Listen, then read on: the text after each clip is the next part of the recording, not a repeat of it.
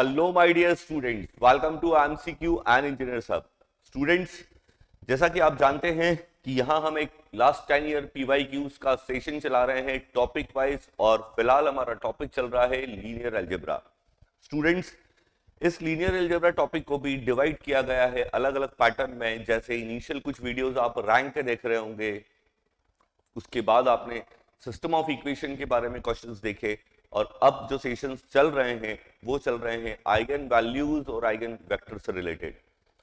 जो भी हमारे 23 के स्टूडेंट्स हैं वो चाहें तो हमारा crash course free of cost पढ़ सकते हैं from MCQ and engineers hub application download करके।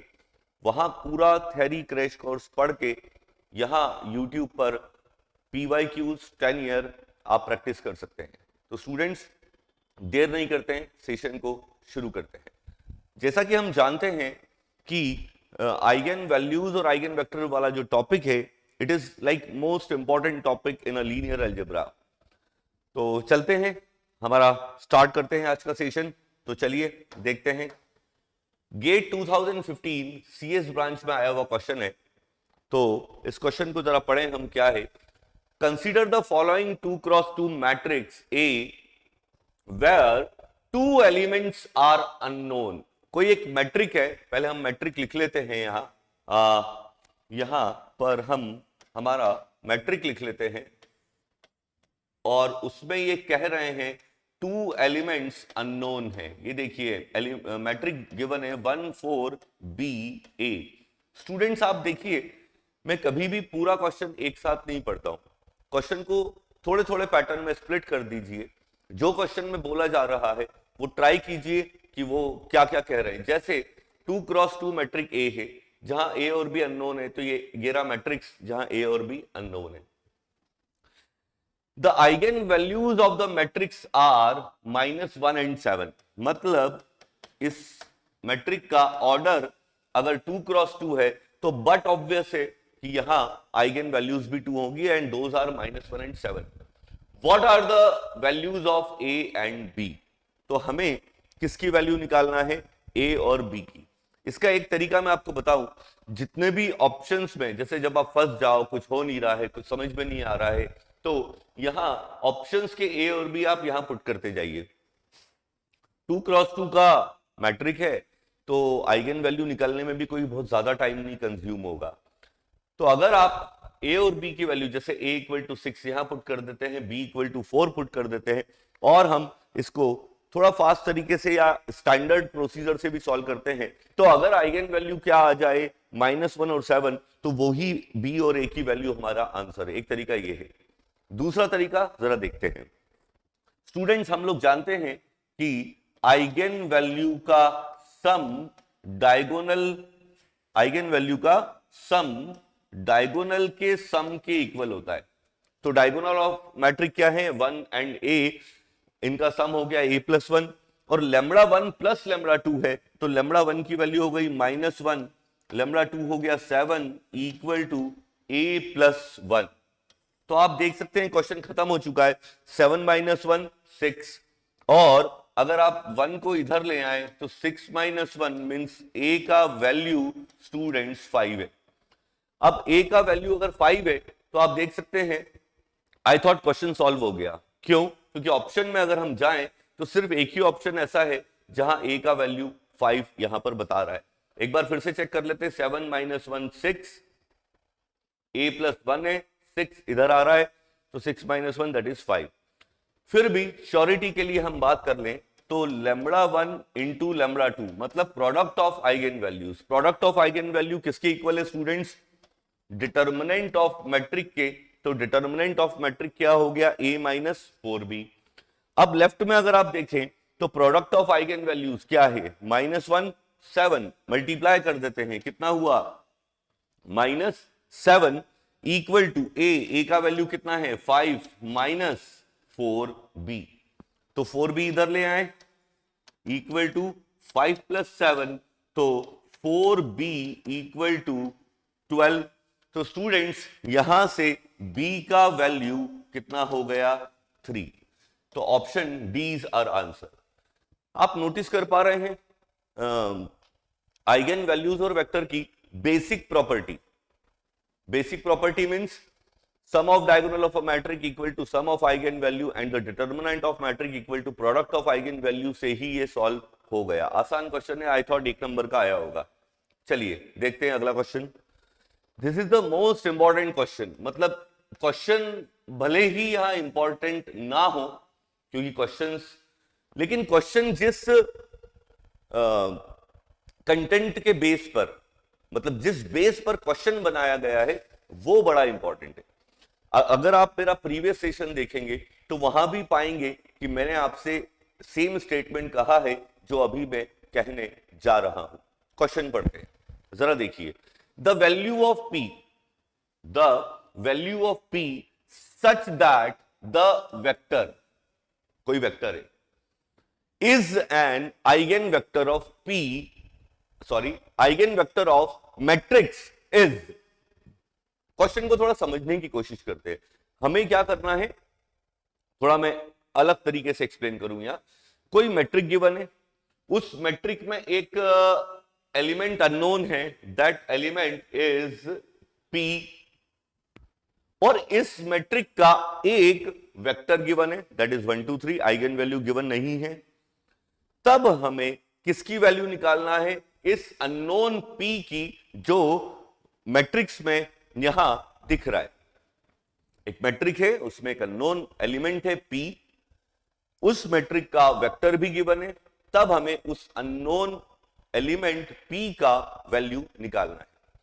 स्टूडेंट्स, मैंने पिछले सेशन में भी कहा था कि किसी भी क्वेश्चन में अगर मैट्रिक या मैट्रिक के साथ साथ वेक्टर वर्ड भी आ जाए या वेक्टर इटसेल्फ गिवन हो, तो आप अपने सॉल्यूशन में या कहीं पर भी ये लाइन लिख लें, बड़ी काम आएगी। That is A x equal to lambda x. चाहे तो पिछले सेशन में सिर्फ 3 मिनट का वीडियो देखें, और उस वीडियो में मैंने मेंशन किया है कि कहीं पर भी अगर वेक्टर वर्ड भी आ जाए तो पेंसिल से कहीं कॉर्नर में लिख लो A x equal to lambda x. इस इक्वेशन के यूज होने के चांसेस बहुत ज्यादा हो जाते हैं। अब चलो देखते हैं क्या है, बताइए। ए एक अननोन, एक्स एक अननोन और लैम्बडा एक अननोन, मतलब there are 3 unknown in this equation. अब हमारे पास कि 3 अननोन हैं, उनमें से क्या क्या है देखते हैं। देखिए, ए मैट्रिक गिवन है, that is 4 1 2, P 2 1, 14 -4 10। Student x, x क्या है, एक वेक्टर है, दैट इज 1 2 3, 2 अननोन गिवन है। तीसरा अननोन लैम्बडा हमें नहीं पता है, और 1 2 और ये 3। अब साफ दिखाई दे रहा है कि अगर हम इस मैट्रिक का मल्टीप्लाई कर लें इस वेक्टर में, तो पहले राइट हैंड साइड में मल्टीप्लाई कर देता हूं, लैम्बडा 2 लैम्बडा और 3 लैम्बडा। अब लेफ्ट साइड में जब आप मल्टीप्लाई करेंगे तो ये वाला रो और ये कॉलम एक ही कॉलम है, और रो कितनी है, 3, तो तीनों रोज का मल्टीप्लाई किसमें होने वाला है, कॉलम में। चलिए करते हैं, 4 + 4, 4 1 जा 4, सॉरी 4 + 2 + 6। चलिए मैं इसको आगे बढ़ाता हूं। अब अगर अपन आगे बढ़ेंगे, चलो ये भी देख लेते हैं। सेकेंड रो P और एक ही कॉलम है, +4 + 3 second row and this column, and last row 14 -8 + 30।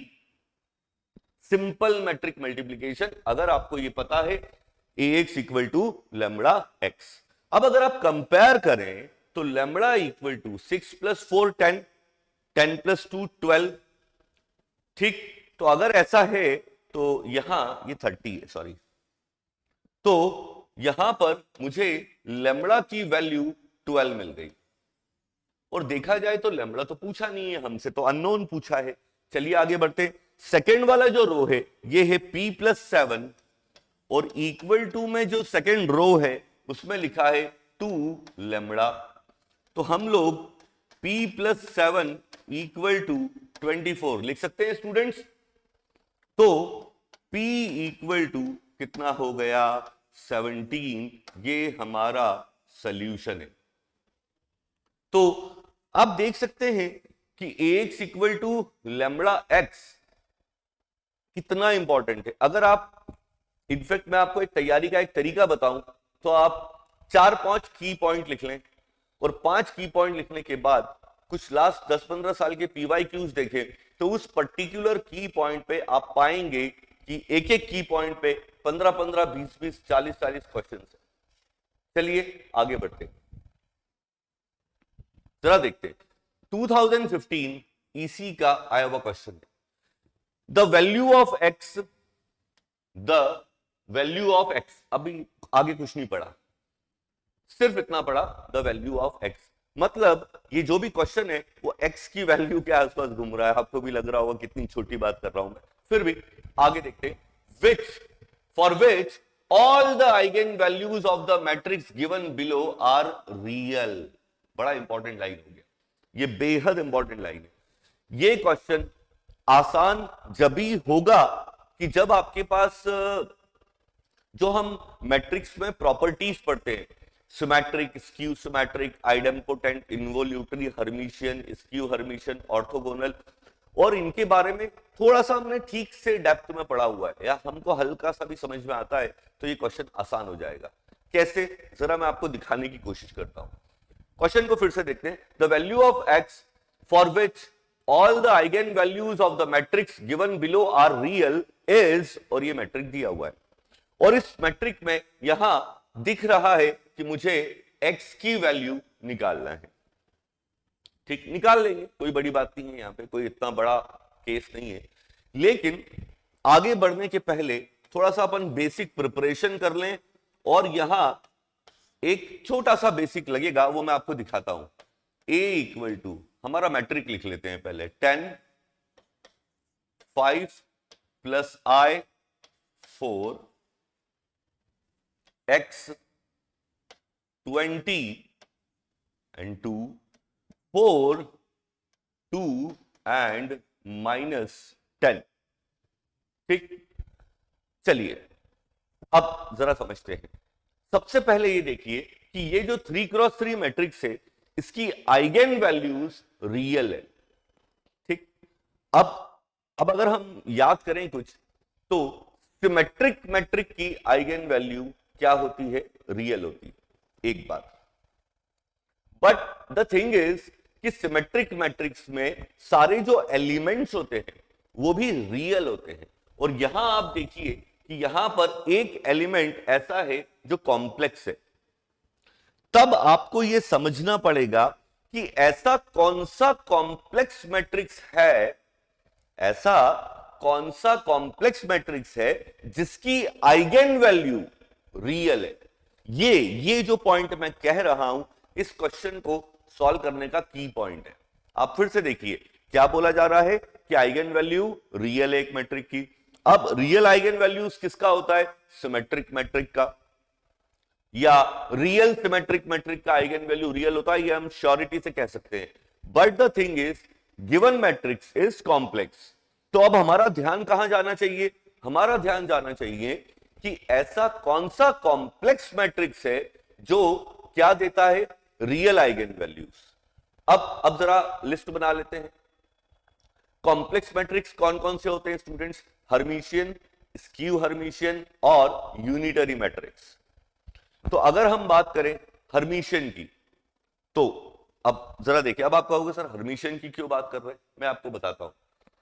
क्योंकि symmetric matrix most of the time Hermitian हो सकता है और हर्मिशियन मैट्रिक्स रियल के केस में सिमेट्रिक हो सकता है। ये बात मैंने अपने थ्योरी लेक्चर में बताई है। आप चाहें तो एमसीक्यू ऐप पर जाके इसकी डिटेल, छोटा सा डिटेल है, कोई बहुत बड़ा नहीं, फिर भी मैं यहां एक्सप्लेन करने की कोशिश करता हूं। तो चलिए देखते हैं। ये ए मैट्रिक है, तो हर्मिशियन मैट्रिक क्या कहता है, we know that A equal to A bar of transpose. ये होता है किसमें, हर्मिशियन मैट्रिक्स में। बार क्यों आ रहा है स्टूडेंट्स, क्योंकि ये एक कॉम्प्लेक्स मैट्रिक्स है। अब अगर मैं आगे बढ़ूं और ए बार निकालूं तो देखो क्या होगा,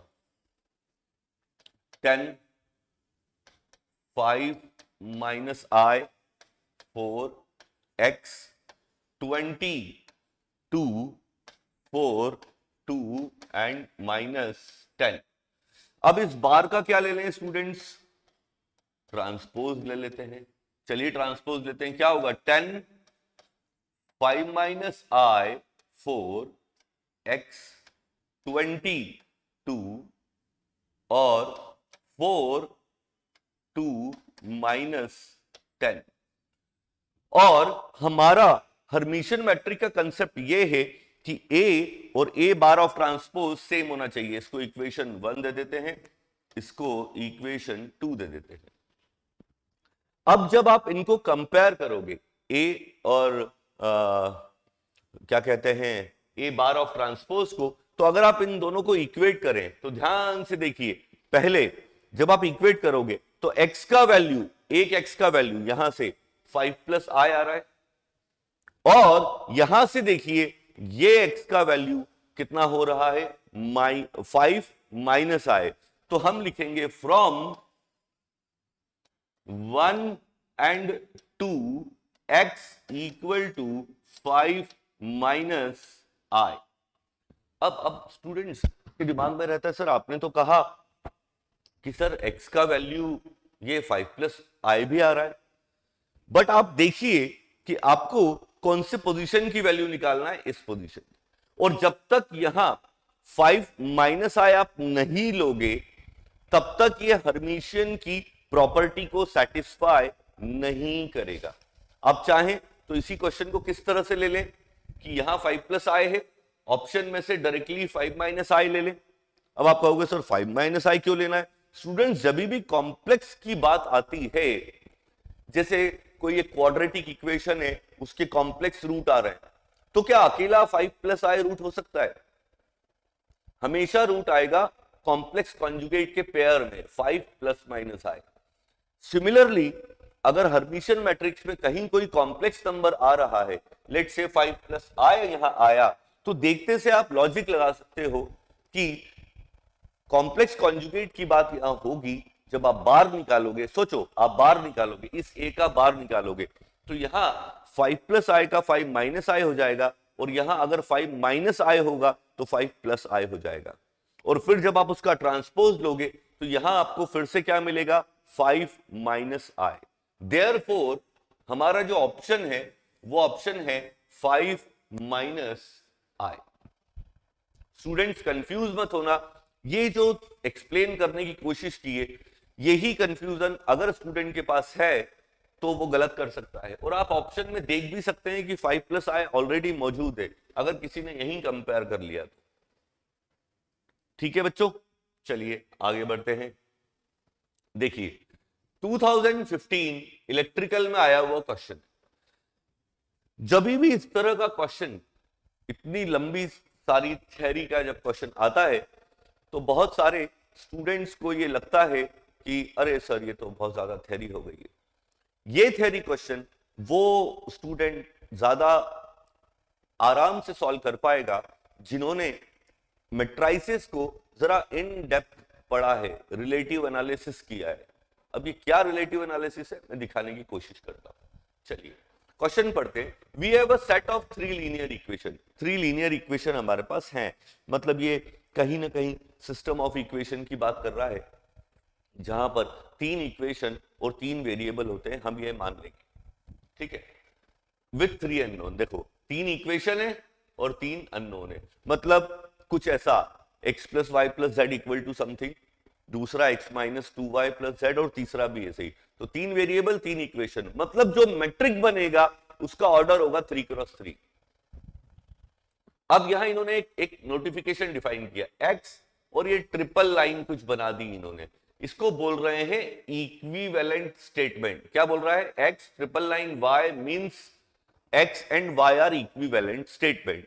मींस यहां अगर इसको पढ़ा जाए तो कैसे पढ़ा जाएगा? x is equivalent to y, और यहां देखिए यहां x is not equivalent to y, ये इन्होंने डिफाइन करके दिया है। X and y are not equivalent statement, मतलब यहां ये कहा जा रहा है कि ये शो कर रहा है कि x and y are equivalent.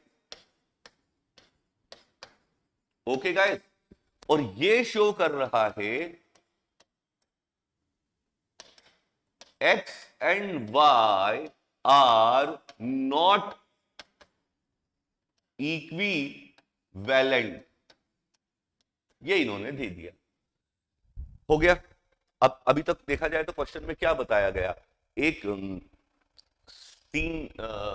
Three linear equation है विथ 3 अननोन है, मतलब 3 इक्वेशन 3 अननोन, मतलब इन्होंने मैट्रिक्स का ऑर्डर नहीं दिया है, लेकिन अगर 3x3 ऑर्डर आप लेते हैं और जब आप उसकी इक्वेशन बनाएंगे तो वहां 3 अननोन आने वाले हैं और 3 इक्वेशन आने वाली। आगे बढ़े। अब इन्होंने ये 4 स्टेटमेंट दे दिए PQRS, और 4 स्टेटमेंट के बाद इन्होंने कहा, ये पढ़ेंगे 4 स्टेटमेंट आराम से पढ़ते हैं, उसके बाद कहा which one of the following is true, P is equivalent to Q is equivalent to R is equivalent to S. P is equivalent to P is equivalent to Q, but it is not equivalent to R and it is equivalent to S and so on. इस तरह के कुछ statement है। तो चलिए पढ़ते हैं statement. यहां से इसका क्या स्टार्ट हो रहा है, सॉल्यूशन स्टार्ट हो रहा है। देखिए, देयर इज अ, P क्या बोल रहा है, P क्या कह रहा है, there is a unique solution. अब आप सोचिए कि कोई भी सेट ऑफ लीनियर इक्वेशन जिसमें 3 इक्वेशन और 3 अननोन हो, मतलब स्क्वायर मैट्रिक हो जाएगा, वो यूनिक सॉल्यूशन दे रहा है। तो P का मतलब, P का सिंबॉलिक मतलब क्या हुआ कि determinant of A not equal to 0, क्योंकि determinant of A not equal to 0 ही क्या देता है हमको स्टूडेंट्स, यूनिक सॉल्यूशन। अगर कोई भी स्टूडेंट डायरेक्टली इस लेक्चर पे लैंड हुआ है और वो पढ़ने की कोशिश कर रहा है और वो सोच रहा है ये कहां से आ गया, तो आप 2-3 सेशन पहले जब मैं सिस्टम ऑफ इक्वेशंस के PYQs बता रहा था, वहां मैंने 2-3 बार बताया है कि डिटर्मिनेंट नॉट इक्वल टू 0 का मतलब होता है यूनिक सॉल्यूशन। तो P ये कह रहा है यूनिक सॉल्यूशन, और यूनिक सॉल्यूशन का सिंबॉलिक मीनिंग है determinant of A not equal to 0। अब दूसरा देखिए, the equations are linearly independent. अब आप देखिए जैसे इसका ऑर्डर कितना है स्टूडेंट, 3x3, ठीक। तो अब the equations are linearly independent, तो हमेशा याद रखें कि अगर डिटर्मिनेंट की वैल्यू नॉट इक्वल टू 0 है तो यहां आने वाली तीनों रोज मतलब तीनों इक्वेशन क्या होंगी, लीनियरली इंडिपेंडेंट। इसका मतलब मैं यहां लिख रहा हूं, यहां लास्ट में, कि P is equivalent to Q, क्योंकि दोनों ही बातें एक ही है। आप उसको यूनिक सॉल्यूशन कह दो, उसी बात को लीनियरली इंडिपेंडेंट रोज या इक्वेशंस कह दो, एक ही बात है। आगे बढ़ते हैं। All eigen values of the coefficient matrix are non zero. आप सोचिए कि आइगन वैल्यू नॉन जीरो कब होती है, तीसरा हो गया R।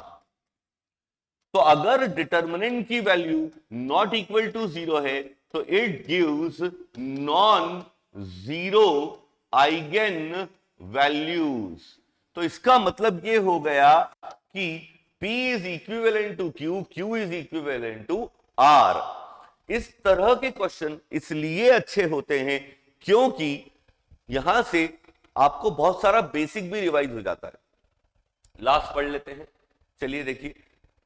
The determinant of coefficient matrix is non zero. ओहो, क्या कह रहा है, the determinant of coefficient matrix is non zero. तो ये तो इतनी देर से हो ही रहा है ना, क्योंकि यूनिक सॉल्यूशन होगा तो डिटरमिनेंट नॉट इक्वल टू 0 होगा। लीनियरली इंडिपेंडेंट रो होगी या इक्वेशन होगी तो भी डिटरमिनेंट नॉट इक्वल टू 0 होगा, और नॉन जीरो आइगन वैल्यू होगी तो भी डिटरमिनेंट नॉट इक्वल टू 0 होगा। तो ये वाला स्टेटमेंट भी ट्रू है, तो मतलब this is equal to S. That means ये पी क्यू आर और एस ये सारे स्टेटमेंट क्या हैं? सारे स्टेटमेंट सही हैं। All statements are true. Guys आप समझिए, ये क्वेश्चन इसलिए इंपॉर्टेंट हो गया क्योंकि इसकी जो लैंग्वेज है वो लैंग्वेज आपको समझना है। अगर आप इसकी लैंग्वेज समझ पाए तो ये आपके लिए बेहद आसान हो सकता है स्टूडेंट्स। चलिए एक और क्वेश्चन देखते हैं। 2016 इलेक्ट्रिकल ब्रांच में आया हुआ क्वेश्चन है। अ 3x3 matrix P, a 3x3 matrix P such that P cube equal to P, ये गिवन है, P cube equal to P, then the eigen values of P are, मतलब हमें P का eigen value निकालना है। Students आज का session का पहला क्वेश्चन मैं बताता हूं। वी नो दैट, आज मैंने आपको बताया पहला या दूसरे क्वेश्चन में मैंने कहा था कि ax equal to lambda x एक स्टेटमेंट होता है। ये काफी इंपॉर्टेंट भी है और काफी बार यूज किया गया। अब यहां पे जो क्वेश्चन है, क्वेश्चन में जो मैट्रिक्स है वो मैट्रिक्स P है, तो मैंने क्या किया, यहां इस A की प्लेस पर क्या लिख लिया, P। तो Px equal to lambda x. अब मैट्रिक्स का राइट कैंसिलेशन लॉ लगाकर हमने लिख लिया P इक्वल टू लैम्बडा। ये बड़े बड़े वर्ड पे मत जाना, हाँ मैंने बोल दिया राइट कैंसिलेशन लॉ, बट ये कैले हैमिल्टन थ्योरम में भी पढ़ा है हमने कि किसी भी मैट्रिक को उसकी आइगन वैल्यू से रिप्रेजेंट किया जा सकता है और कभी भी किसी आइगन वैल्यू को उसके मैट्रिक्स से रिप्रेजेंट किया जा सकता है। अब ये डिपेंड करता है क्वेश्चन पे कि कब कौन सी चीज यूज करना है। तो अब आप देखिए कि अगर हमारे पास P इक्वल टू लैम्बडा आ गया है तो क्या क्वेश्चन खत्म हो गया है। देखो P cube equal to P, तो देयरफॉर हम लोग लिख देंगे lambda cube equal to lambda. तो क्या हम यहां पर lambda cube minus lambda equal to 0, lambda into lambda square minus 1 equal to 0, lambda equal to 0 comma lambda equal to plus minus 1, therefore option D is our answer. Simple. अब आप देखिए आज के सेशन में 2 बार ax equal to lambda x हम use कर चुके हैं, तो आप अंदाजा लगाएं कि ये कितना इंपॉर्टेंट स्टेप है या प्रॉपर्टी है। चलिए एक और क्वेश्चन कर लेते हैं। गेट 2016 इलेक्ट्रिकल ब्रांच का क्वेश्चन है, पढ़ते हैं question. Let the eigen values of 2x2 matrix A B 1, -2। आगे करेंगे सॉल्व, बाद में करेंगे इसका मतलब पढ़ेंगे बाद में। सबसे पहले हम ये देख लें कि गिवन दिया हुआ है क्या lambda equal to 1, -2 are the eigen values. ठीक, अब अगर 2 आइगन वैल्यूज हैं तो बट ऑब्वियस है कि इसका 2x2 मैट्रिक्स का ऑर्डर 2x2 होगा।